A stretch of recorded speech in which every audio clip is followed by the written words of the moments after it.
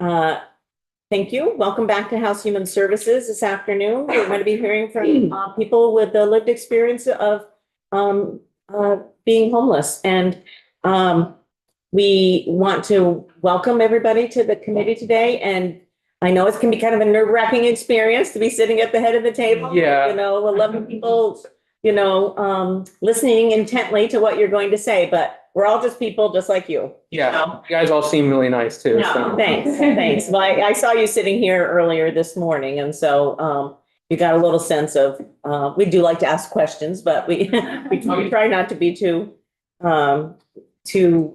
whatever the word might be, that's not coming to me. Totally, yeah. Yeah. So welcome to our committee, and I would love, we're going to do introductions as people start to come in.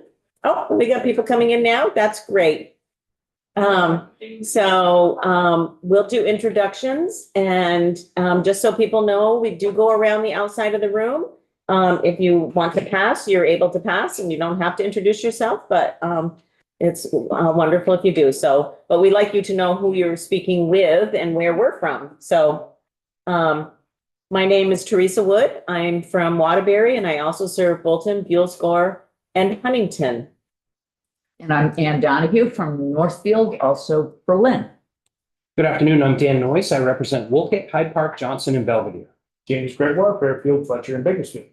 I'm Jubilee McGill, and I represent Bridport, Middlebury, Newfoundland, and Weybridge. Ellie Fiala, I represent Londonderry, Weston, Andover, and Lynn Noah Hyman, I represent South Burlington and Wilson. I'm Dane Whitman from Bennington. Hi, I'm Ray Parnell, and I represent Essex and Essex Junction. Good afternoon, Taylor Small from Winooski. Hi, I'm Jessica Brumstead, and I'm from Shelburne and St. George. And I'm Lori Morris, the community assistant. Beverly Bogat, Vermont Early Childhood Advocacy Alliance. Brenda Siegel, I'm from End Homelessness Vermont. My name is Tamara, and I am in the hotel program. Rebecca Plummer, Vermont the Blue. I'm Monica Medeiros from the Vermont Children. I'm Shelby. I'm also in the hotel program. It's a little weird. Yeah. This is Sophie. Thank you for bringing this up. Thank you for bringing Sophie. I'm Rebecca. I'm homelessness Vermont. I'm Victoria from WCAX. I'm Jessica. I'm in the homeless shelter there in Rutland. Okay, thank you. And then of course we have our witness. Introduce yourself. I am Cohen Chase, and I'm also in the motel program, and I come from Quality Inn. Thank you. So I want to just, because it might be the first time for some of you, in terms of what it is that, sort of how we have kind of procedures here so that not everybody talks over everybody else and we can listen to the witness. So if you were sitting around the table, meaning the legislators and the witness, that's your opportunity to speak or to ask questions. If there are questions from the side, we don't generally have people speak from the side, but if you have a question, you have to raise your hand and then be recognized by me. But we try not to interrupt the witness, and the purpose of these meetings is so that our committee can be informed about the kind of policies that we need to put forward into law. And so you have a really important role in helping us to understand what is important, really important, to put into law based on your experiences. So that's why we've invited you here. And I do want to thank the folks from End Homelessness Vermont for helping with arranging for people to be able to be here, and all the work that you did to help people to be able to testify. So appreciate that. And so the floor is yours. And if you have written comments that you would like to share, if you can share them with Lori Morris, our committee assistant, and they will be posted on our website as well. So other people, in addition to us, can read them. So now the floor is yours. We're anxious to hear from you. Okay, I'll start reading from here. My name is obviously Cohen Chase, and I live currently in Rutland, Vermont. I am a person living with autism. I didn't have this diagnosis as an adult until recently, and I don't actually currently have SSI or SSDI, but I can get more into this later.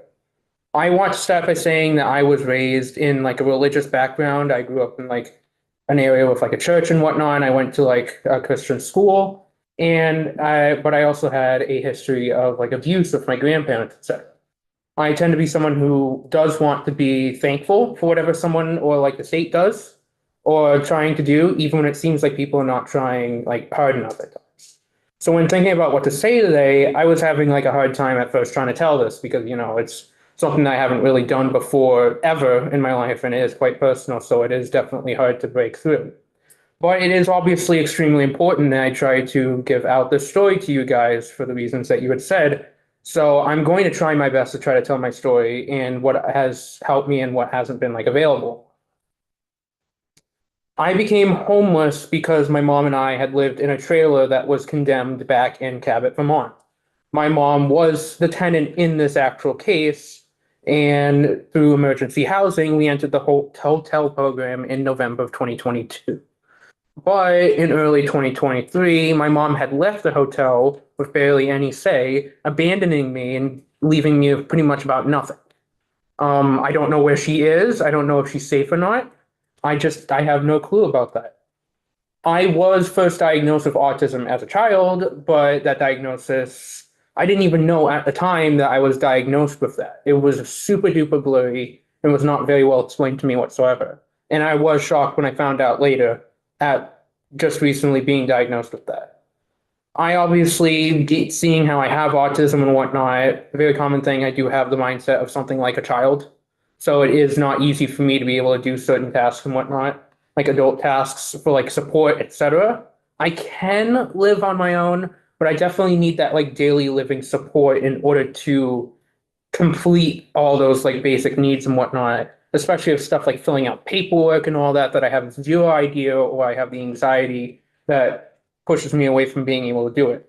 For example, if I try to make something like an appointment or navigate a certain system of support, it's really, really difficult. I don't know the information, and it's really hard for me to be able to the energy to be able to go out and do those things that I need to be able to do. I have been trying my best to try to get certain type of support, like trying to learn how to like cook and whatnot, trying to get a support to get me to be able to cook. But it's obviously something that isn't easy for me to be able to learn on my own. My mom knew this, and yet she left me. She knew what I was struggling with. She knew what we were struggling with. And yet, due to stuff like her abusing drugs and hanging out with the wrong people, she abandoned me. She put me down on a lower peg like she has done once or twice before. At the time, I was relying on her food stamps because that was the only way for me to be able to be fed. And it wasn't until she had left, it was someone on a staff in the hotel, another person who lives there, that helped me like apply for certain things like food stamps, or until I met like Rebecca here, for instance. I didn't have the support I needed going to pick up or buy stuff like groceries, and I needed to like rely on other supports to do the same. And it was in May that I learned that I would be exited on June 1st from the hotel when they had that type of thing going on at the moment. And at the moment, I wasn't categorized under having a disability because, as said, that wasn't gone through yet, and I didn't even know about my previous diagnosis. And my mom's condemned trailer, the trailer that we were living in, didn't count for me living in a condemned house. So it was a really, really difficult situation at that time.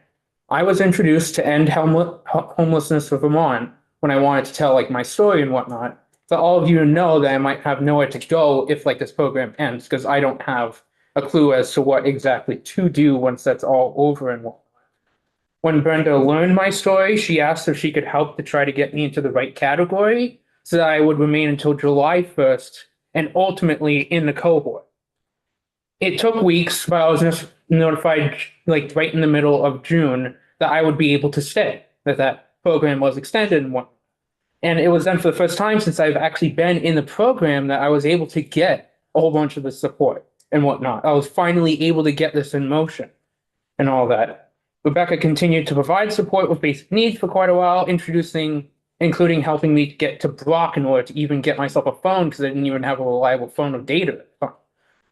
And Homeless Vermont then connected me to the Life Intervention Team, or LIT, and they asked LIT to help me get an official diagnosis for my disability. LIT at the time was running the annex side of the building of the Quality Inn Hotel, and I had decided to move to the hotel that they ran so that I can have more daily connection.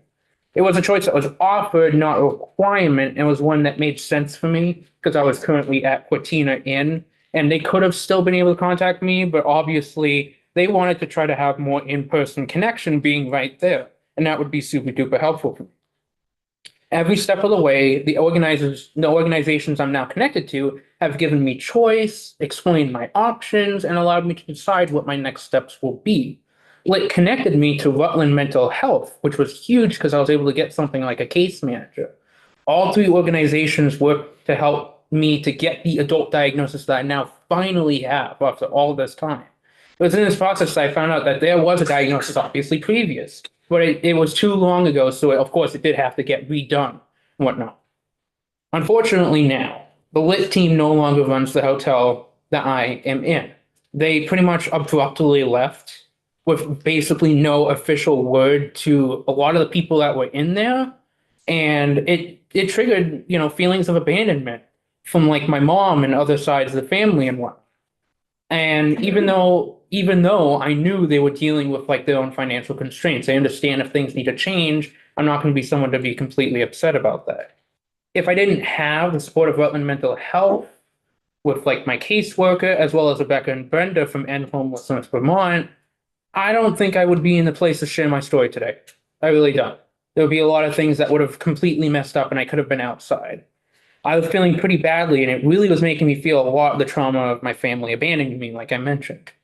I know LIT was doing what they had to do, but those of us in this program are constantly left without the support we need, with no like real explanation, which sucks. It really does. Nobody really like communicates with us about what is happening in that sense very well. Many of us have experienced lots of trauma, but we're expected to roll with the punches, to roll with whatever happens, It would help if there was a requirement, at least for the state, to give us notice about what is happening next in a timely manner. Or notice when we will be exited, like a much more like in advance type of notice so that we can make that type of arrangements if need be. It would be good if we had clarity about how we were allowed to appeal decisions too. I have literally no idea about all that. If there was an easily readable guide of the program so that we'd understand rules, verifications needed in our rights, that would be great. I was just thrown into homelessness and a shelter program with disability that the program didn't recognize because I didn't have stuff like SSI or SSD, which would easily be able to see that. Currently, I am trying to qualify for a bridge housing program at the moment. But to qualify, I have to have a referral from homeless prevention.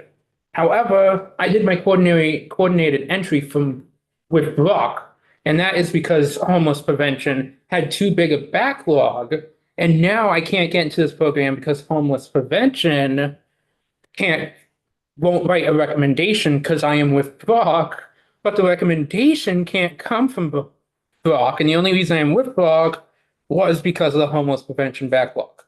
It's one of those stupid loops. I imagine I'm not the only person fighting this barrier either, having to deal with this. Somehow I have to get Brock to discharge me to homeless prevention to get this recommendation for the open bridge housing that is available now. I am working to get SSI and SSDI, but however, that is a big decision that will impact the amount that I am allowed to work and I may want to work in the future. I shouldn't have to give up my right to work in order to qualify for housing necessarily, but due to the rules, I'm feeling pushed into this. I know that End Homelessness Vermont is making a referral to Vermont Center for Independent Living so I can get a peer advocate counselor who also can help me get SSI or SSDI faster if I choose to. Because right now, even if I choose to, I can't get an appointment until a month from now, is my understanding. I don't even know the exact date at this point. The two things I want to leave with you guys are, one, there needs to be more communication. You can't really like throw paperwork at people and expect them to understand and be able to do it. Sure, some people might be able to, but others really can't when they are this much disabled and they don't know how to do it. We are expected with no support to know what is happening and just go with last minute changes to our survival. That, for instance, there was one time I got paperwork that had to do with income contributions, and I didn't understand it. I didn't understand how it worked, and I thought I actually had to make an income in order to be able to stay. I felt homeless. I wasn't able to stay in the program, and I'm sure a lot of people would be common sense, but my disability pretty much gives me like a lack of that common sense, quite a lack. Luckily, Brenda was watching over my voucher at that time and reached out to me before it really needed to be renewed and asked why I haven't gotten the renewing of it done yet. I told her about why, and she and a staff member at the inn explained that this only applied if I had an income.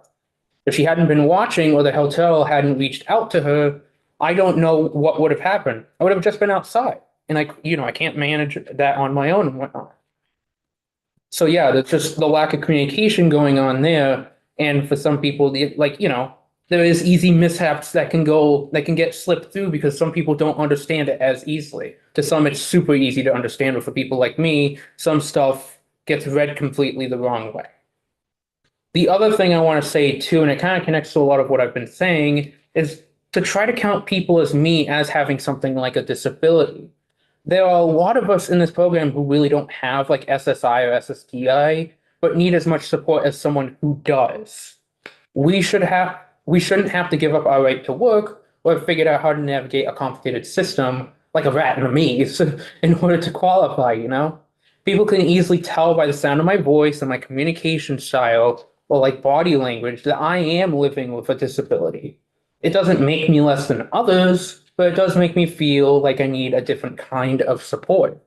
I could have had a provider or found a doctor to verify my disability, but as of now, I am feeling pushed into SSI or SSDI because I'm worried that this will be the only way I don't end up on the street. I don't know the right way to do that, but I am asking you to make sure that you do. I want to say that it was months after being in the hotel that I found one organization that connected me to another and then another. It was not until one person realized that I needed support that I got the support I needed to get to a place where there was even an opportunity for an apartment or bridge housing. People like me are not able to figure this out enough, that they can't live on their own, but they need the support. The system for us to get this help is messed up and it's complicated. It is hard to navigate for anyone, and certainly it was for me. It needs to be a lot more straightforward, and we need to be given more options for support right at the gate, instead of it taking forever for certain people like me to figure it out. And we need to be given more choices.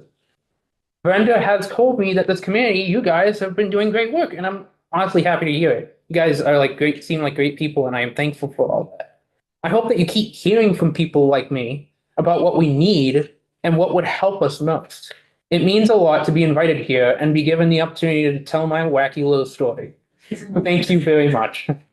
Thank you. Thank you so much. Thank you for, yeah, you did awesome. I know it's not easy to sit up there and talk about yourself and talk about your story. Yeah. So I definitely appreciate that you did that. Thank you very much. Thank you. All righty. Next, we're going to hear from Shelby.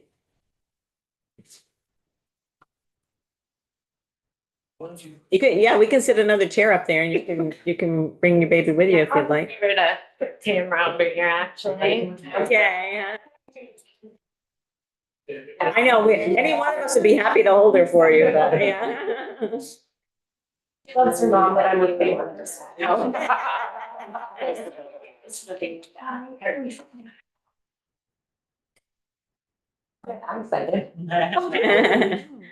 Welcome. So I'm Shelby LeBaron. I am currently living in Bellows Falls, Vermont at the Roadway Inn Motel.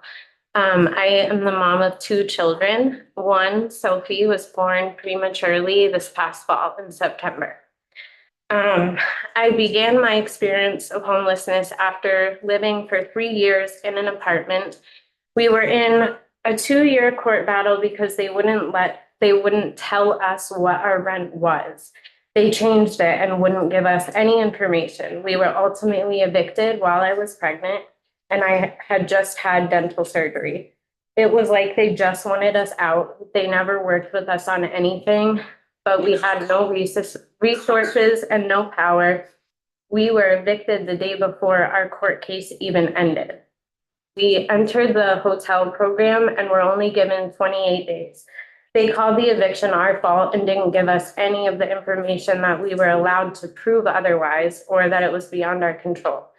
It was a no cause eviction, really. At the same time, I was diagnosed with fetal growth restriction a couple weeks living into the motel. I was already under so much stress and was considered high risk. Now it was just a matter of time before I would be induced early because my body could not keep up with what my baby needed. About 2 weeks into that 28 days, we found a letter stuck in our door, thankfully, from End Homelessness Vermont. I began to contact them and found out that we actually qualified for more time or could try to prove that we needed more time. We were not able to get my situation to qualify before the end of my 28 days, even though it ultimately did qualify. I know that it was a fight for both Brenda and Rebecca. I was also going to the doctor every other day, wondering when they were going to induce me because my baby just was not growing due to all the stress that I was under. They scheduled my induction with only 2 days heads up, and it was right within a day or two from when I was supposed to be exited. In fact, I started having contractions on the day that I was supposed to be exited. They thought I was in labor. End Homelessness Vermont paid for us to stay for a couple of days, and within 2 days of our exit date, we got word that they would finally count our eviction under constructive eviction. I really don't understand why they didn't count our no cause eviction in the first place. They put my family and my new baby at risk, and we would have been outside with a premature baby and nowhere to go. We had 56 more days because of this.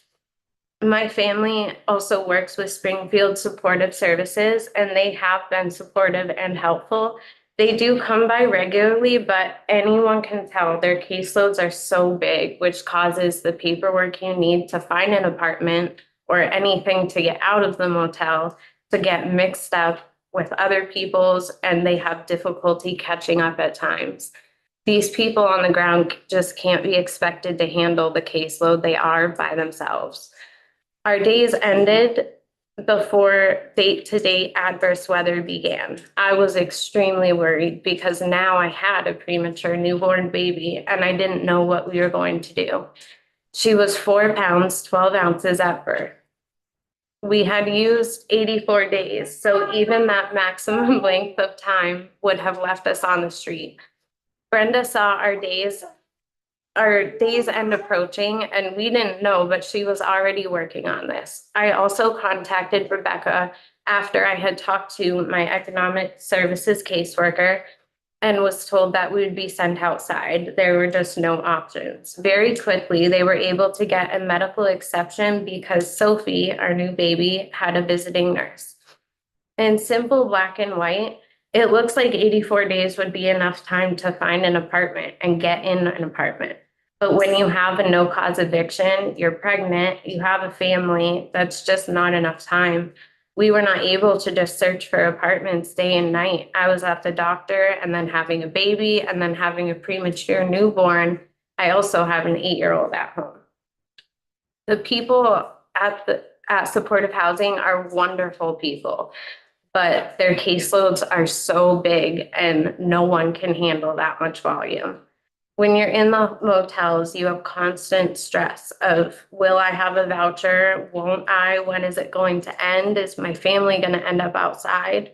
What if I can't get a hold of economic services? And then we have to fight to have the benefits that the rules say we qualify for. It's just too much. It really shouldn't be like this. Supportive services should have people focus and experts on different individuals, like families, elderly people, people with disabilities, so that people can get the attention their case needs. People should be able to stay in shelter until they find permanent housing. The income contribution just makes it harder for people to save money to get housed. It's just a barrier. I have not come across a single person at the motel who hasn't been on top of what they need to do, their paperwork and saving money if they have it. But then when your voucher runs out, you end up having to pay nightly, and then you get stuck at the motel for over a year, even when these people have found apartments. In our situation, even a family shelter would not necessarily have been safe for us because we were having a premature baby. We have to be very careful about shared living spaces. It would be good if whatever you do, we have dignity and say in what happens to us next. Sometimes I feel like nobody looks at people in this situation like an affected part of society. That really makes it harder. There are people out there helping, but not enough is being done. The people that are helping need more help themselves. I would ask that those of you making the decisions try to put yourselves in our shoes. I want you to truly understand that no one is choosing to live in a motel. We are all just trying to make the best decisions for our kids and our families.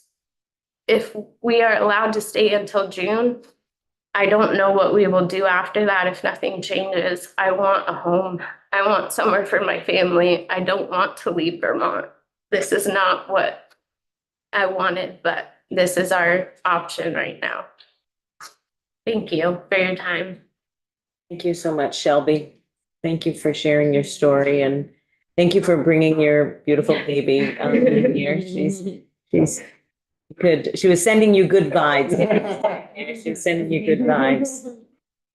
Thank you. Next, we're going to hear from Tamara.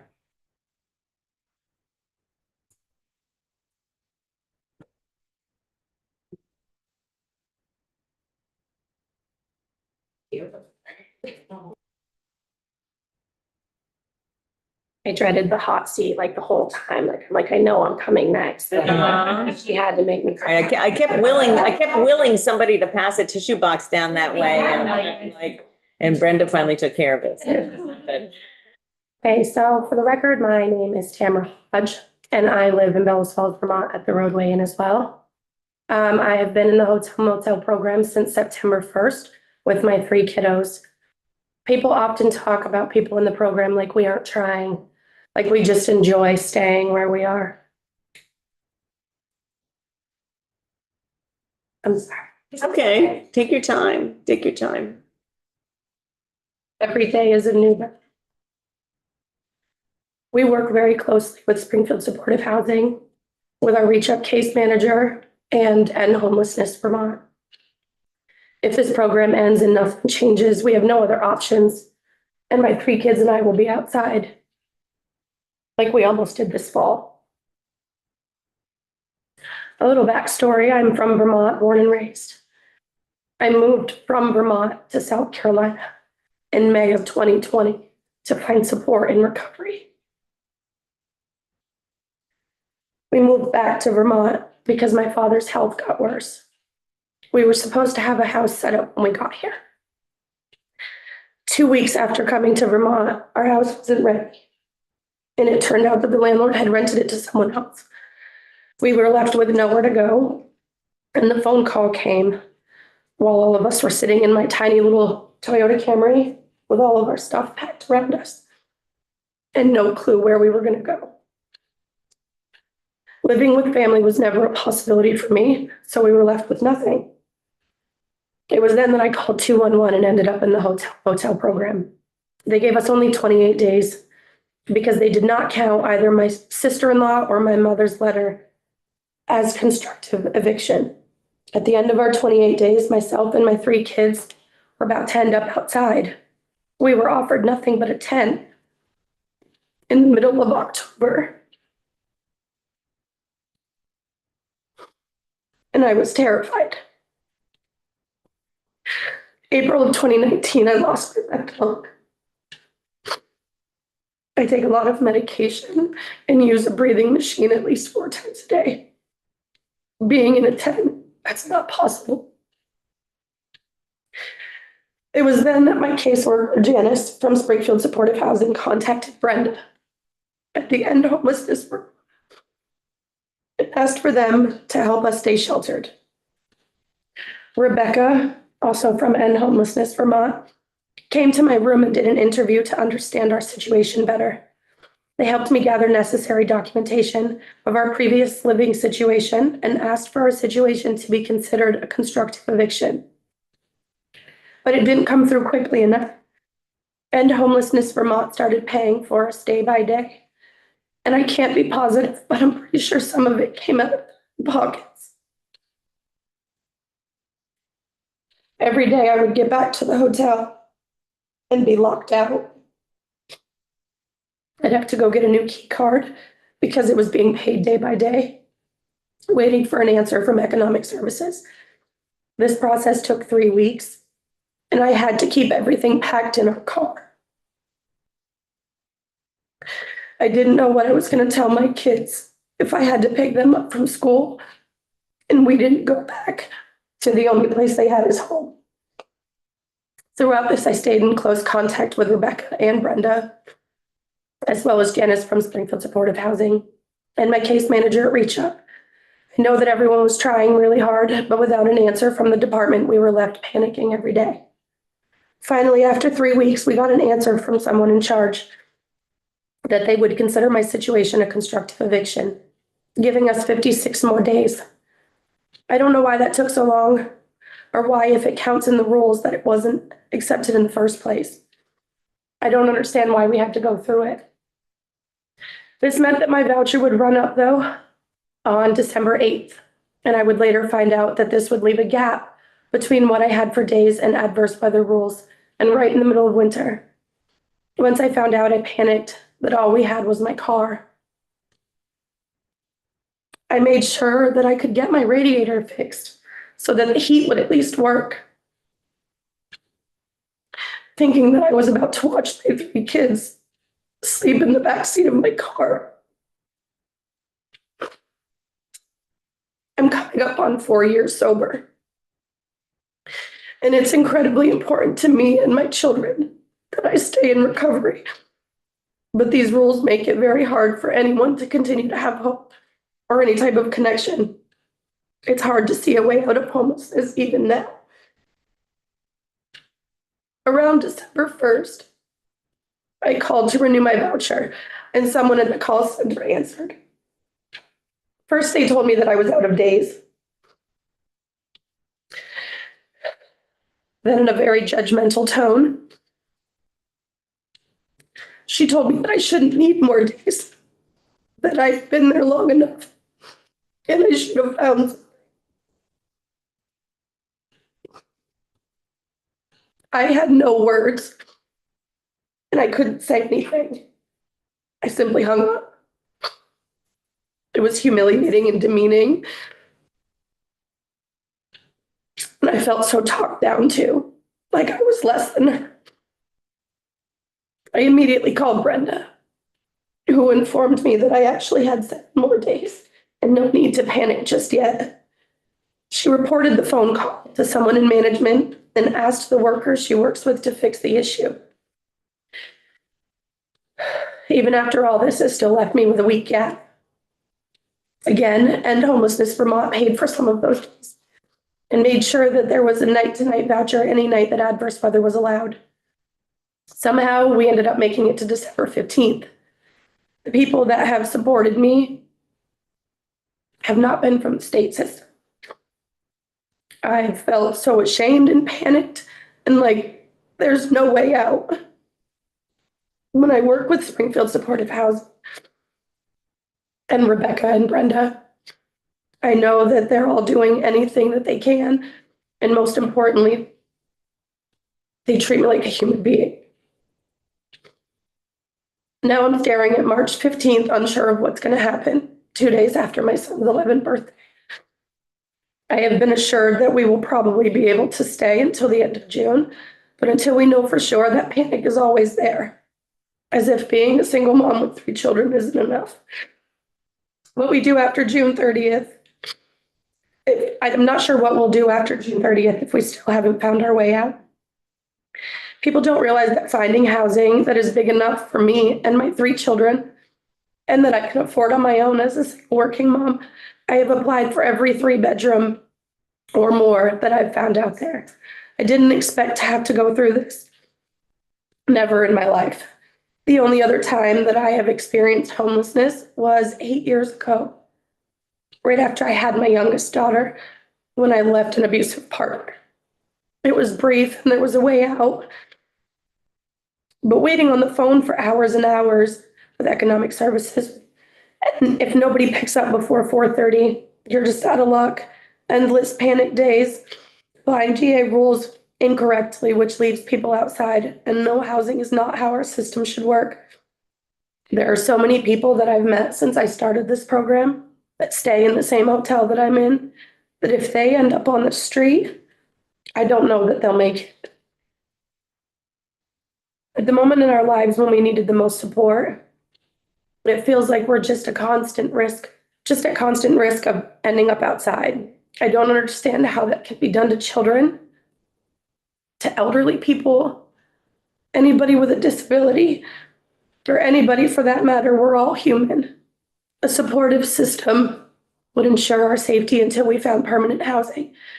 I don't understand how anyone can think that it's okay to put someone outside. It just doesn't make sense. I am fortunate to have found Springfield Supportive Services and End Homelessness Vermont.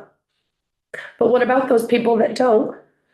If you're creating a new system, then please just keep us safe, sheltered, just that everyone deserves to be inside. We're human beings, and sometimes it feels like we're treated more like animals, pushed to the side. We need support. We need dignity, not shame. Thank you so much for letting me share my story, and I hope that it helps to make a better system, that it will help the next person in my situation, because I wouldn't wish this on my worst enemy. Thank you for listening to my thoughts. Thank you. Thank you for sharing it. And Tamara, I just want to say, I'm very sorry about the experiences that any of you have had, with the being treated disrespectfully and not with dignity. And that's not something that we want anybody in Vermont, regardless of anybody's circumstances, to be treated. And so just want you to know that's not something that we support, and we would definitely expect differently. Catherine, we're going to hear from Catherine next. It's here on parking. Okay. Ready. No, we have just a couple of minutes then, maybe if people have any questions that they might want to ask of the first 3 witnesses. I think, well, let me just check and see. I mean, I think people have been pretty moved by the testimony, and I'm not sure that, we have a whole bunch of questions. But I just wanted to offer that as a quick opportunity. Okay. Why don't we just take a quick 5-minute break, Lori, and then